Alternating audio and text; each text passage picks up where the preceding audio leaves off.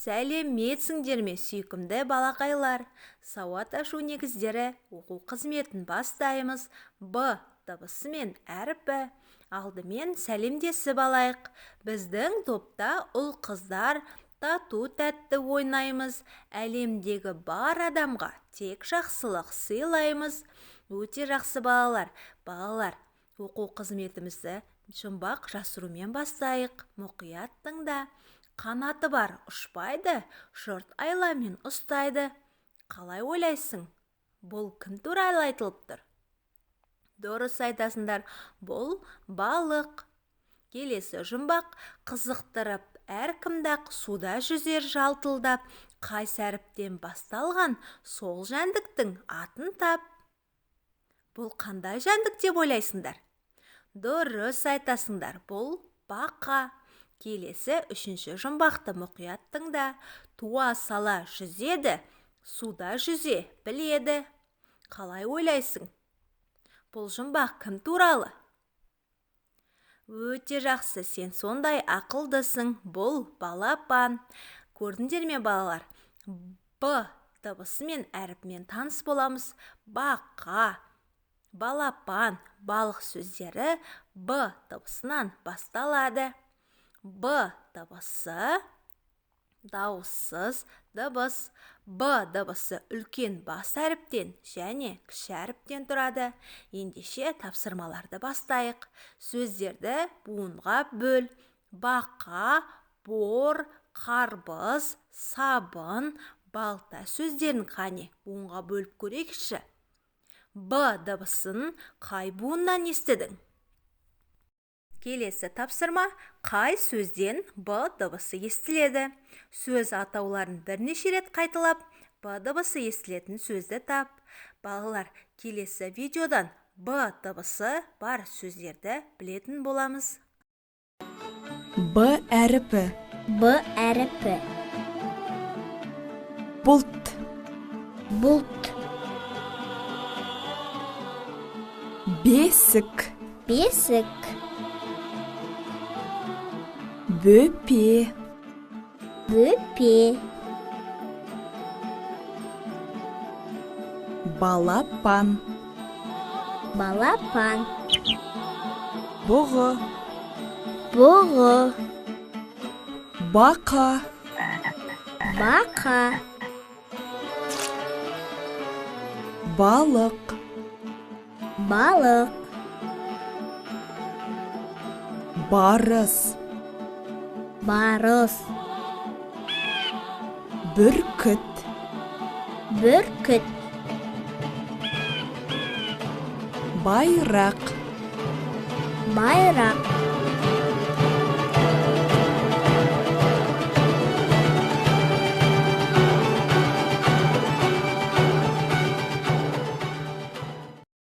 Балалар, Б дыбысынан басталатын сөздер өте көп.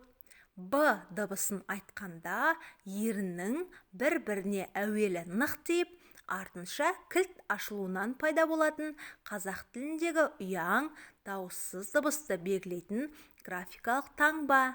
Есіңде сақта, Б дауыссыз дыбыс. Қане балалар, кім буынға бөледі? Ойын ойнайық. Балық, балапан және бақа сөздерін буынға бөл. Келесі ойын топтастыр. Б дыбысынан басталатын сөздерді көріп тұрсың ба? Ендеше бұл қандай сөздер? Сен маған айтып бер. Енді жұмыс дәптерімізді ашып тапсырмаларды орындайық. Бауырсақ пен құрт. Тыңда. Бір күні апам бауырсақ пісіріп, құрт қайнатты. Құрт пен бауырсақ ең құрметті орынға қайсымыз лайықты деп таласып қалды. Құрт бірден сөреге шығып алды.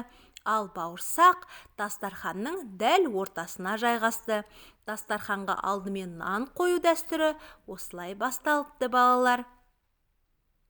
Ас атасы нан екенін білеміз. Екінші, суреттен Б дыбысы естілетін зат атауларын ата. Қазан бетінен аспанға ұшып жатқан не деп ойлайсың?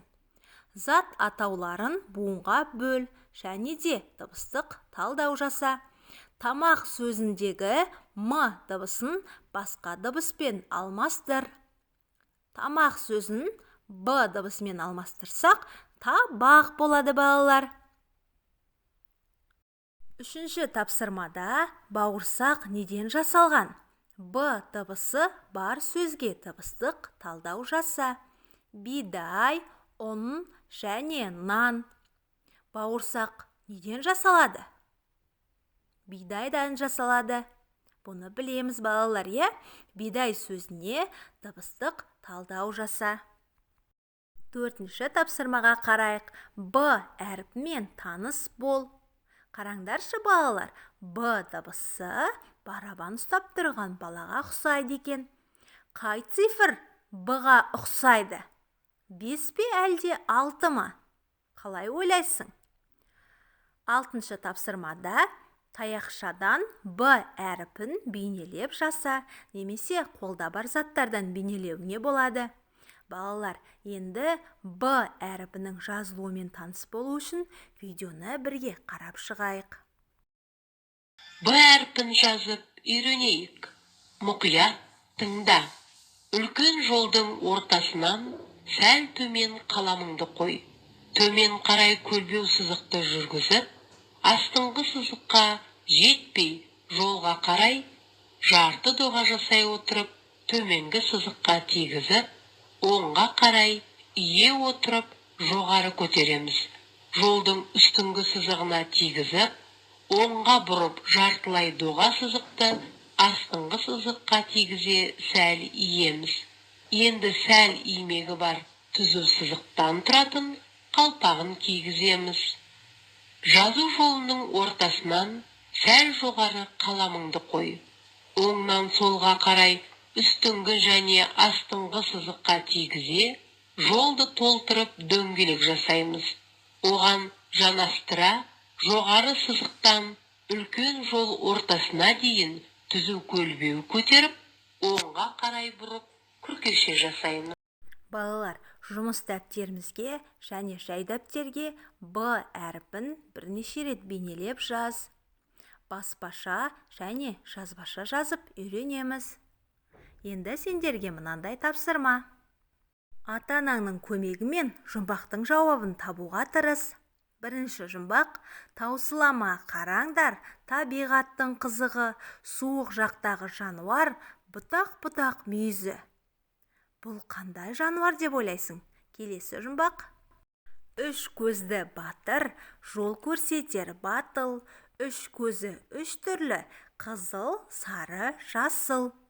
Бұл жұмбақтың жауабын не деп ойлайсың? Жұмбақтың жауабын маған айтуды ұмытпа.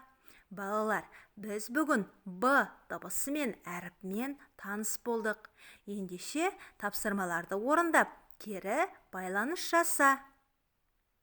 Бүгінге осы, ертеңге дейін сау болыңдар балалар.